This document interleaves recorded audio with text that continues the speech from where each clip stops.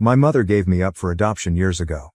Now I'm sitting at the restaurant where she works, but she had no idea I'm her grown-up son. So I decided to be upfront.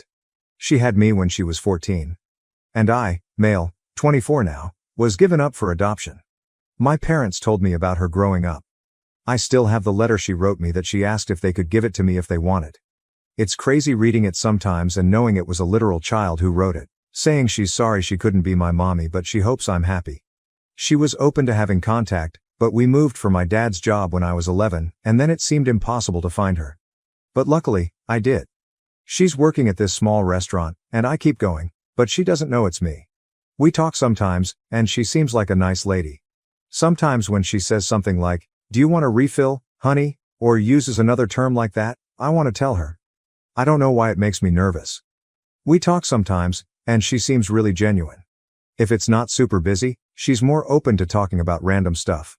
I literally drive 2 hours to come eat at this place just to see her. And it's like she knows me already because I'm there once or twice a week for the past 3 months, so she always says hi with a big smile. But man, if only she knew. Update. Well, I did it, I told her. And yeah, it was pretty heavy. My heart was even beating fast.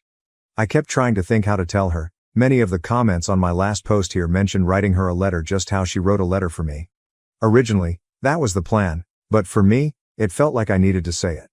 Oh, really quick, I want to say thanks to everyone for their love and support. Mostly to all the birth parents out there who shared their stories with me. That's what really helped push me to have the courage to confront her. It meant so much. So thanks. Everything happened the day before yesterday, by the way. I did wait for her to be done with her shift, and that was when they were closing the restaurant already. I waited in the parking lot. We said hi when she saw me first, but then I told her there was something serious that she needed to know. I first told her sorry for keeping it from her this long. She didn't react until I actually pulled out her letter. And she started bawling from there.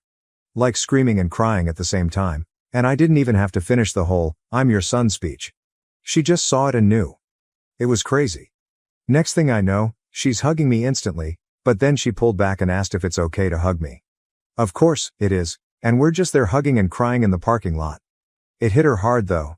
Her legs gave out for a second, so I had to actually hold her up while she's still hugging me for a minute. What really got me was her saying to me, "Look how big you got." Also, hearing her cry made me cry too. She went back to open the restaurant up. She wouldn't take no for an answer. We had coffee, ate a slice of their pie inside, and talked. So many things we talked about. She told me the second time I came to the restaurant, she got a feeling, but for her, it was hard to believe it was me. So that feeling she had was pushed way down. Because she told me for years after I was adopted, she saw kids that would be my age and used to think they were me. Then she would be crying in public. It messed with her mind a lot and made her depressed, so she didn't want to do the same when she saw me, getting her hopes up like that. She says I look so much like my biological dad when he was younger though. We talked about him too. They stayed in contact with each other in case I ever reached out to one of them so it would be easier to contact the other. I didn't have hope about finding my biological dad since he was never mentioned, so I'm glad they both planned for this future scenario. She told me about how they wanted to keep me. Especially my biological dad. He didn't want me to be adopted. But he knew they had to because they were just kids. It took him a long time to get past it after I was born, she told me. That's why he didn't leave anything, because he didn't want to believe he might not see me again. We talked for hours. Until almost 2 in the morning. They closed at 11. She just wanted to know everything about me, but her main thing was, am I happy? Were my parents good to me? Did I have a happy childhood? And I did. I told her thank you for helping to give me this life. We both cried again. She cried the most. Everything was very emotional for her. Sometimes she would look really happy but then get sad again. After my 18th birthday, she was hoping I would find her, that's why she stayed in the same city. But since I didn't, she always thought maybe I resented her, wasn't told I'm adopted, or maybe had decided it was better not to have her around. It made me feel bad for not telling her sooner. She told me it's not my fault, and I did right going at my own pace. Honestly, she's so sweet. The way she kept looking at me with the biggest smile made me emotional sometimes. Makes you think, how can someone who's been a total stranger your whole life look at you with so much love? It's wild. We learned so much about each other. She asked me if we could have dinner soon to keep talking, and if at some point in the future, if I'm interested, come over to her house so I can meet her husband. That all sounded really great. We exchanged numbers. After I left, she sent a text telling me thank you for giving her this gift that she didn't know if it would ever come. My girlfriend came over, and she hugged me while I cried. I wasn't sad, by the way. These were happy tears. Everything went better than I expected. There was still emotionally heavy stuff, but I'm still glad that we got to open up to each other. Update 2. Lots of you asked to let you know how it goes meeting my biological dad, and to say it was emotional is an understatement. I've been feeling so many things since this all happened. We met a few days ago.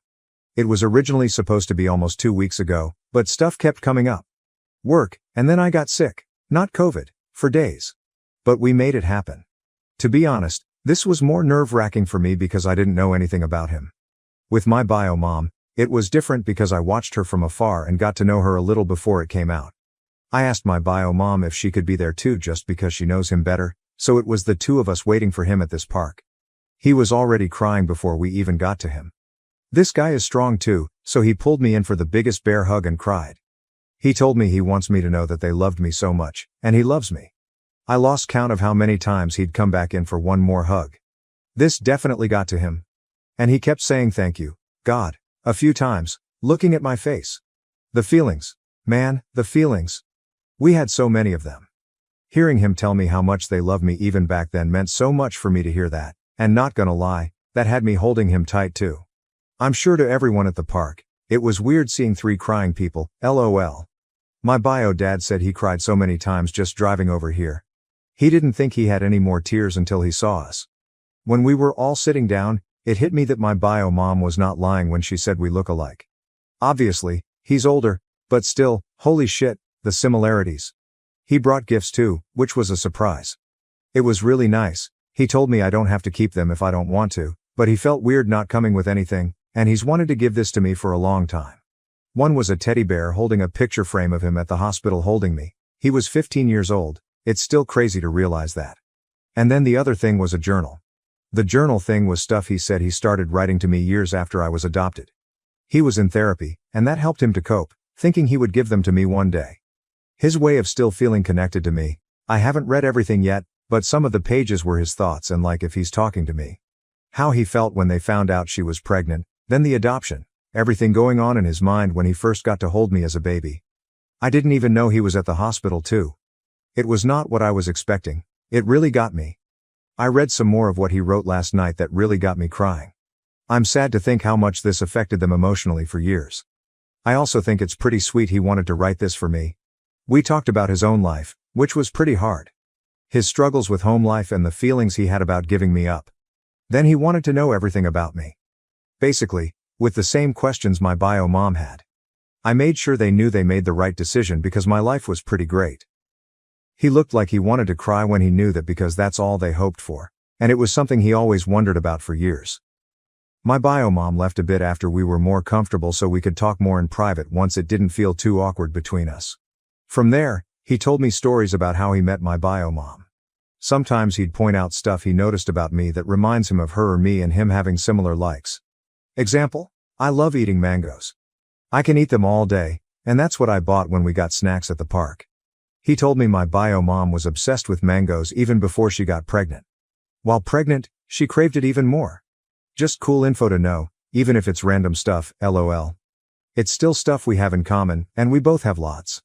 Both like hiking, playing pool, he was a swimmer in college, and I was on a swim team in high school. Both love rock music, especially the 90s.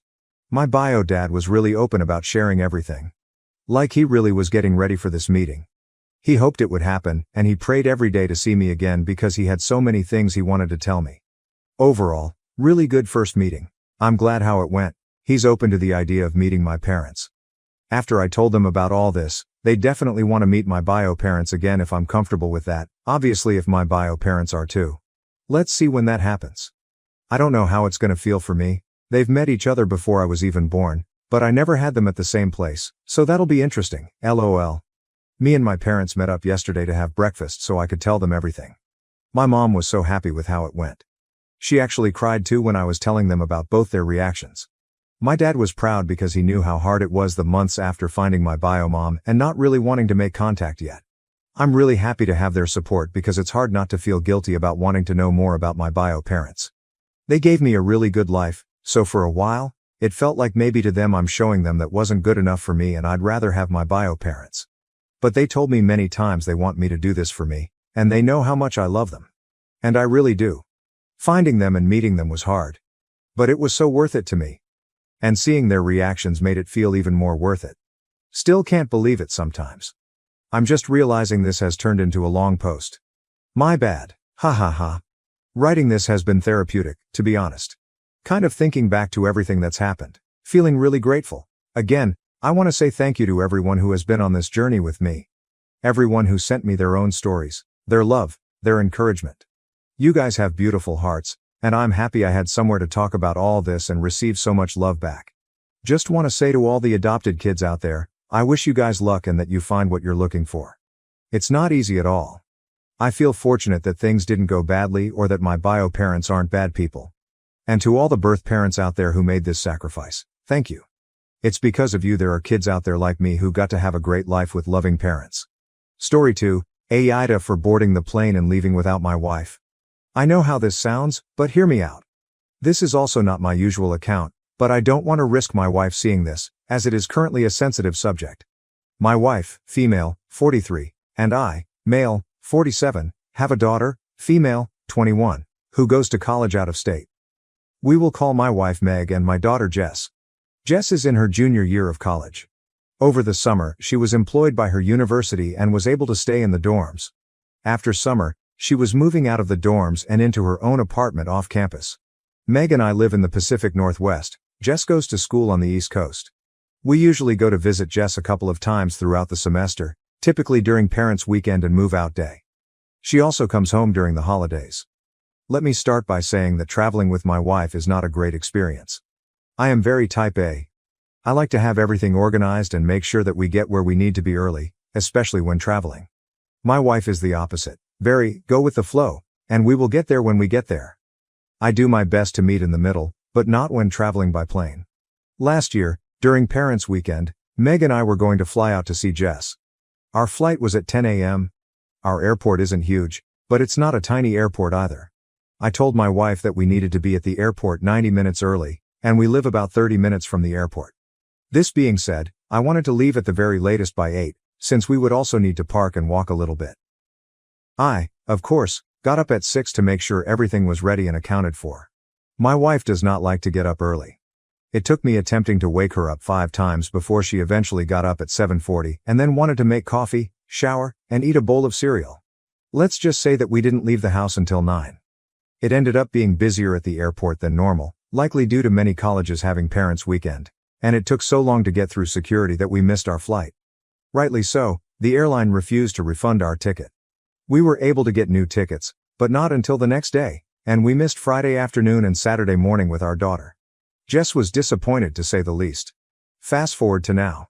We were flying down for a long weekend to help her move. We take one flight from our town to a bigger town nearby, then fly from there to my daughter's college town. Again, it was a long morning of me pushing my wife to get her to move along.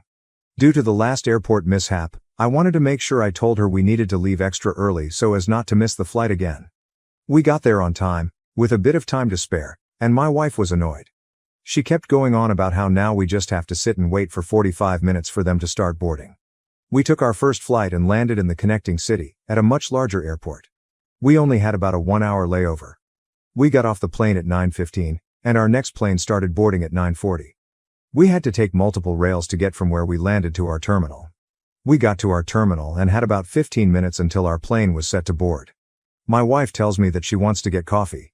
There was a little market next to our terminal that sold hot food and coffee. I asked if she wanted me to go grab it for her. "No, I want Starbucks," she said. Well, Starbucks was a rail ride away and a little bit of a walk. I told her we couldn't do that. We didn't have enough time. She stated that we had enough time, and if I wouldn't go with her, she would go by herself.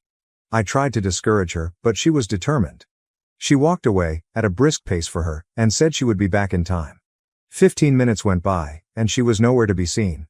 They started calling boarding groups. I called my wife, hoping she was nearby. She didn't answer. They called a few groups, then called ours.